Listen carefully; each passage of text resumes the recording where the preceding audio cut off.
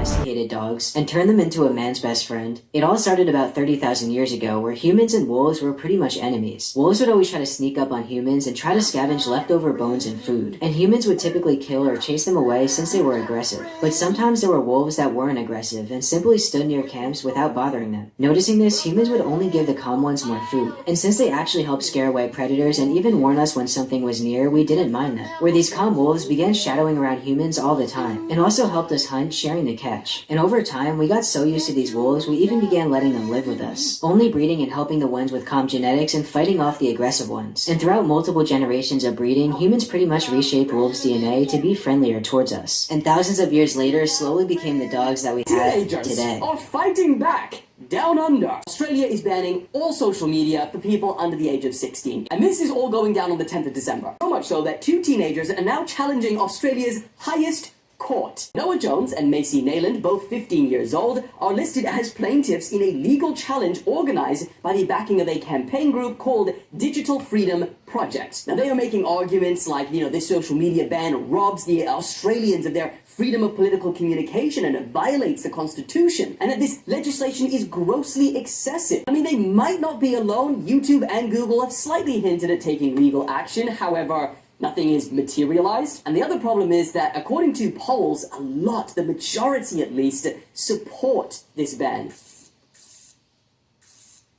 It has got support. The research indicates that social media, it can have harmful effects. Not only is there psychological effects like anxiety, depression, but also we've got things cited like misinformation, enabling cyberbullying, and even harmful depictions of body image. And in fact, they're so serious about this that they're threatening social medias who fail to comply with this and allow 16-year-olds on their platform $50 million. It also reports that parents could be penalized if they fail to comply with this as well. So the ban is very likely to go into effect. Can some teenagers stop all of this in the final moments? Also this week, this is such a bizarre one, squatters have hit the absolute jackpot after taking over an entire luxury resort. The crazy part is, all 92 rooms are now occupied and owners still have to pay the gas and electricity bills. Now, this is Calo Sport Hotel in the popular tourist destination of Tenerife. And about 10 months ago, it was broken into by a group of what they call mafia squatters. And they essentially have refused to leave ever since, and they're now even renting out some of these rooms. There are now about 200 people living in this place illegally. How is this legal? How is this possible? Well, turns out Spain is actually pretty renowned for having some very strict tenant protection laws, especially when it comes to a landlord trying to evict people on their property. And the actual hotel owner said that despite providing plenty of evidence that, that this is illegal occupation, they still have to pay 6,000 euros a month because all of the people are living in there. They say that is triple the amount of bills that they had to pay even when they were running this thing. They actually blame the government as well, but for a different reason. They say that authorities have been long neglecting the locals in favor of benefiting tourists. And because of that, rent has shot up, some say, by about 80%, and they can no longer afford to pay rent. So they're just saying, screw it, we've got to live somewhere, and now this is the result of that. However, after nearly a year, a court has finally ruled that the squatters have to be out within 30 days. The best way to gain control of the most intelligent, powerful species on the planet would be to completely divide them from the will within themselves. As soon as they are old enough to begin creating an understanding of who they are, force them into a system that teaches them that it is wrong to be yourself if yourself is different from what is accepted as normal. Confuse them about their own biological makeup so that they think that permanently altering their body is the answer to happiness. Require their daily attendance at an institution that makes them focus only on the information that is provided. Make them attend that institution from age 5 until an adult and repeatedly test them on the information so that it becomes their truth. Give them an explanation to everything so that they never have a chance to make their own assumptions of the world. Scold them and humiliate them if they suggest an opinion that opposes that of their authorities. Keep reminding them of how cruel their ancestors were to each other in the past and broadcast how cruel they are to each other in the present. Only show them tragedies on the news so that they live in fear and think the worst of one another. Convince them that their species used to be that of an incognizant wild animal. Make them think that their very existence is so incredibly random that they lack purpose and struggle to make sense of a creator. Tell them that their kind is as smart as they've ever been so that they don't question the integrity of the system that they're in. Provide them idols with artificial beauty and use them as examples of what it is to look perfect so that they are never content with their own appearance and can't help but to compare themselves amongst each other. Create addictive digital platforms that rank them by numbers so that they base their self-worth off of the amount of followers. That was by far the largest obelisk that they'd ever created, okay? More than double the size of the biggest one. Right. Meanwhile, in Easter Island, the largest moai ever that was being created, like 2 to 3 times bigger than any of the moai that are there, was being taken out of the host rock, just like in Egypt. Meanwhile, you go across the world to China. You go to a place called Yangshan Quarry in China, and they were in the middle of taking out the largest blocks in human history. Some of them weighed well over 1,000 tons. Meanwhile, you add one more, Baalbek, Lebanon, and the quarries there, they were taking out the largest that they'd ever done, and they never made out of the quarry. What you have in common with all of these locations from everywhere around the world is that the civilization was in the midst of creating the largest that they had ever created of these structures, which means that they're at the height of their civilization, because they were taking on the biggest projects they'd ever done globally. Everyone was. And then all of a sudden, the work stopped out of nowhere, and they just vanished. That tells us a few things. It tells us, one, they probably were caught off guard somewhat, or they wouldn't be taking on massive projects right before they're about to be destroyed. And two, the scope of these events must have been so severe that most of them must have perished. While riding on a path in the woods, he was spotted by a grizzly bear. I'm guessing the bear was curious about the biker, or it was really hungry because it gave the biker a hot chase, not even backing down for a second. Don't underestimate bears because of their size. They are very good runners. The bear chased the biker, still not giving up. Unfortunately, the biker came to a path that was blocked by a tree branch, and judging by the speed of the bear, it could catch up to him. So he got off the bike and ran as fast as he could. Take a look at these nanobots performing a bunch of random tasks.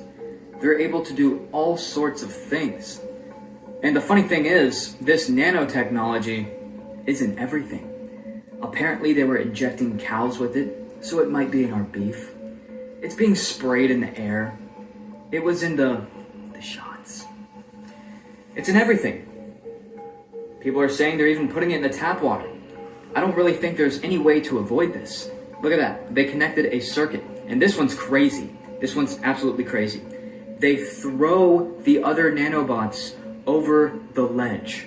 Look at that. Look. Look at that. These things are smart, okay? And all you have to do is pulse a Wi-Fi frequency through them, and they start acting in a certain manner based on the frequencies sent through them. And the thing is, a directed millimeter wave carries a lot of information, 5G. So when they pulse that through them, there's so much information within that. I mean, think about this. You take your cell phone and you can just pull up anything on the internet. Well, that's because that information is literally floating everywhere around us at once in the ether, in the electromagnetic field. So it's all there. All they have to do is pick up on that information and start acting accordingly. So imagine all of these in your body, forming artificial neural networks in your body, performing all of these tasks in your body. And apparently it's for the good. Oh, it may heal your eyesight. It may cure cancer. Really? I feel like they're going to use this for a much more evil agenda. But did you know that nicotine actually completely dissolves nanotechnology? That's right. Right there. They're putting nicotine in this little petri dish with the nanotech, and all those little squares, that's the nanotech. It completely dissolves it into liquid. And I'm assuming that once it's dissolved, your body can just urinate it out, excrete it out through sweating, through excreting toxins in the way that it naturally does. So I'm not telling you to just start chain smoking cigs, but I do suggest getting some nicotine gum, getting some nicotine in your body, and eating very healthy, being very aware of everything that you're putting in your body, sweating as much as possible, because I don't want to be hooked up to the hive mind. Do you? Anywho, this video was for entertainment purposes only. Nanotechnology doesn't exist.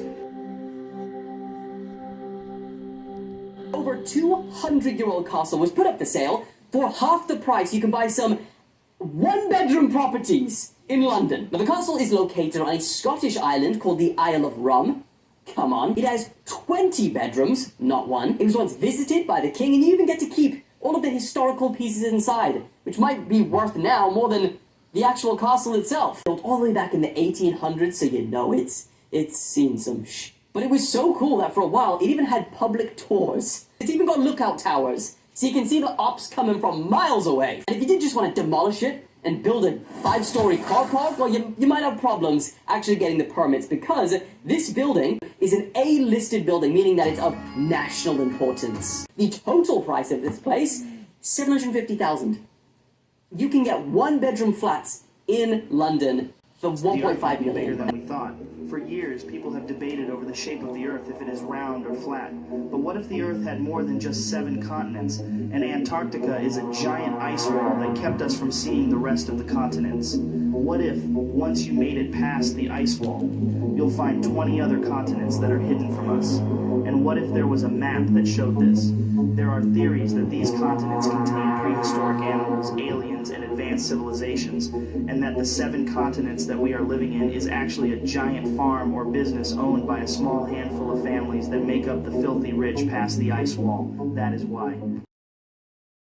Something strange is happening in the skies, and the stories are getting harder to ignore. Residents across these states say they've seen objects dropping from above, not streaking across the sky like shooting stars, but falling straight down as if they were glowing fireballs. Witnesses claim that when these fireballs hit the ground, the earth itself seems to tremble. A few people say they even caught it on camera, though the footage is too blurry to prove anything for sure. Events like this always spark questions. Are we just dealing with fragments of meteors breaking apart in the atmosphere? Could it be space debris making its way back to Earth? Or is something happening in the region that has not been explained yet? Throughout history, sightings like this have always lived in the space between science and suspicion. Scientists point to meteor showers and asteroid fragments as the most likely explanations. Others wonder whether these are controlled objects entering the atmosphere or signs of experiments the public has not been informed about. At the moment, there's no official answer. All anyone has are accounts of people who say the sky lit up, the fireballs dropped, and the ground shook on impact. Whatever is happening out there is capturing the attention of everyone who hears about it, and leaving them with more questions than answers.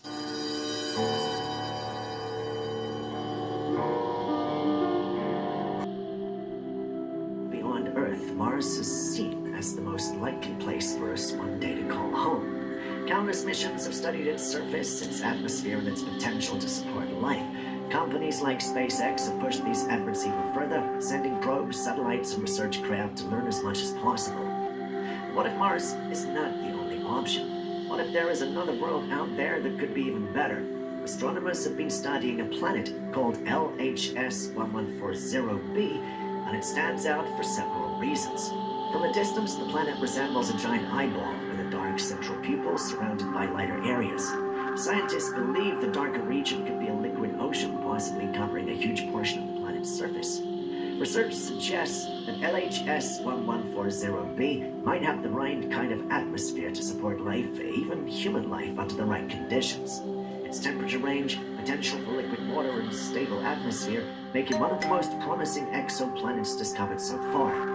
While Mars may remain our first stop, this strange eyeball planet could one day offer humanity an even greater chance to thrive beyond Earth.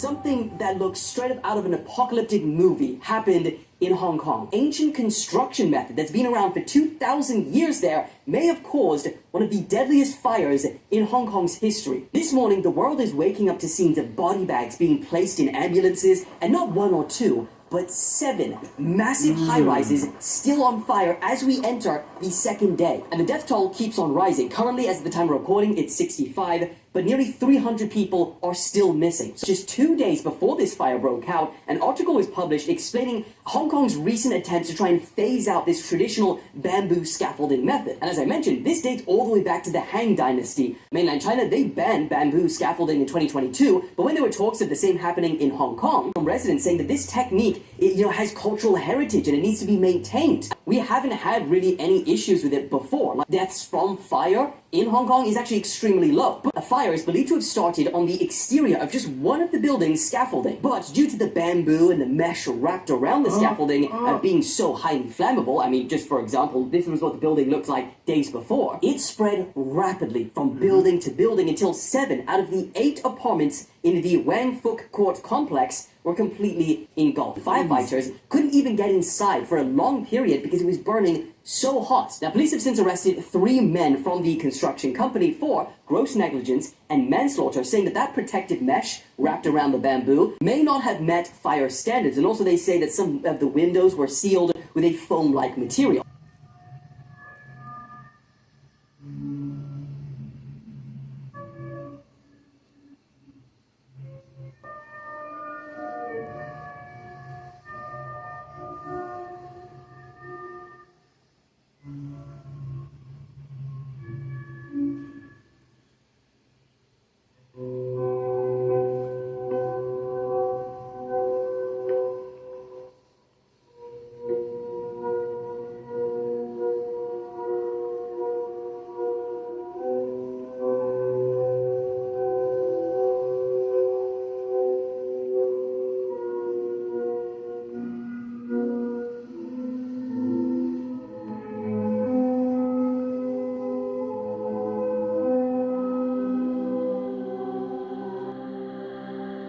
Nobody's gonna know.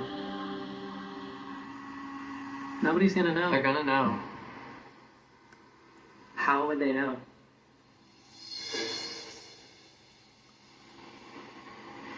How would they know?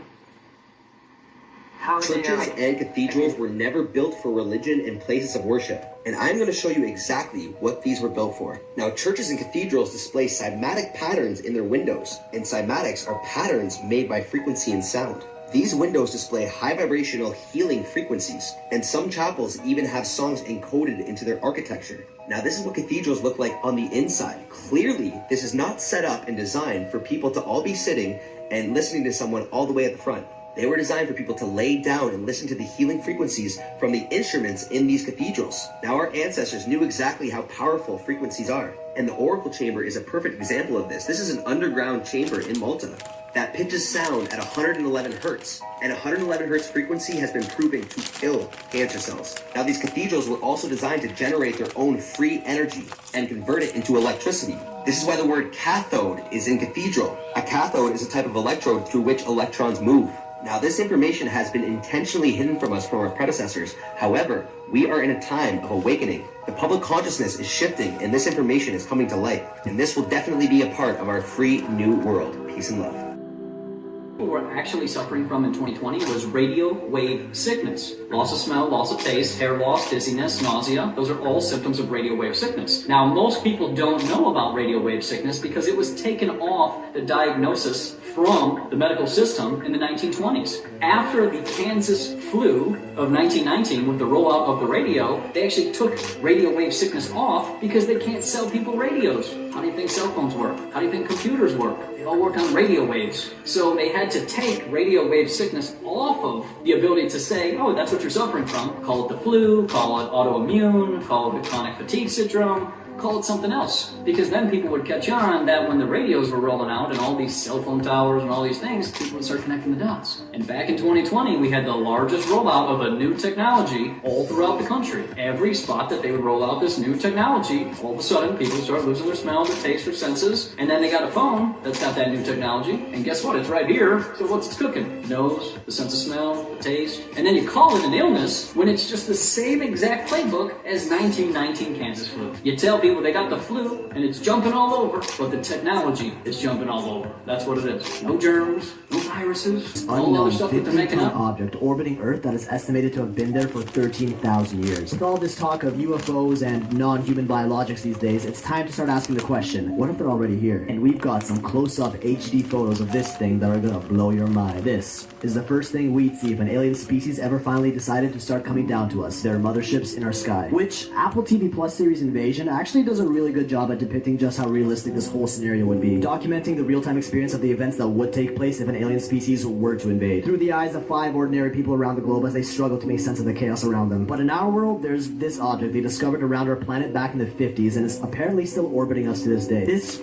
thing may just be our first sign of what's to come and has been dubbed the Black Knight satellite. It's a confirmed object documented by NASA, and we've since been told that it's just space junk, a discarded thermal cover, which granted it might be, but today we're asking the question, what if it's not? It's rumored to be an artificial satellite and apparently has been there since 11,000 BC. If extraterrestrial life ever did want to invade, they'd probably want to do a bit of recon first. And that's pretty much what the invading species in the Invasion series did, with their mothership floating high in our planet's orbit for everyone on Earth to see. But what's really crazy is that this Black Knight satellite was initially detected back in 1954, 3 years before humanity's first artificial satellite, Sputnik 1, went into orbit. And the Black Knight satellite was found to be in a polar orbit, meaning it goes north to south, while debris and space junk are expected to follow the rotation of our planet. Polar orbits also happen to be the preferred orbital path for reconnaissance, covering the most amount of ground and ideal for an invading species. Then, in 1998, NASA's STS-88 mission did a direct flyby and got this incredible high-definition photo of it. I don't know about you, but that sure doesn't look like no thermal blanket to me. It's even emitting its own radio signal, which the NSA, many astronomers around the world, and even ham radio operators all independently came up with the same decoding of that signal. This radio signal is allegedly emitting a message, more specifically a map.